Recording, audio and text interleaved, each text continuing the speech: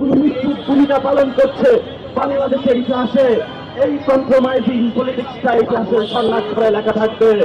এবং আমরা আরো দেখতে পাচ্ছি আমাদের গণঅভ্যুত্থানে যারা আর্মির সৈনিক ভাইরা আমাদের সাথে কাজ মিলিয়ে আমাদের সাথে যুদ্ধ করেছিলেন, আমাদেরকে সন্তানদেরকে রক্ষা করেছিলেন, কিন্তু তাদের মধ্যে সেই সকল কর্মকর্তা শেখ হাসিনার অধীনে কাজ করে আমাদের অসংখ্য ভাইকে খুন করেছে, সেনাবাহিনী প্রধান তাদেরকে থেকে বের করার জন্য প্রতিনিয়ত এম্বাসি থেকে প্রত্যেকটা জায়গায় ধর্ণা দিতে যাচ্ছে।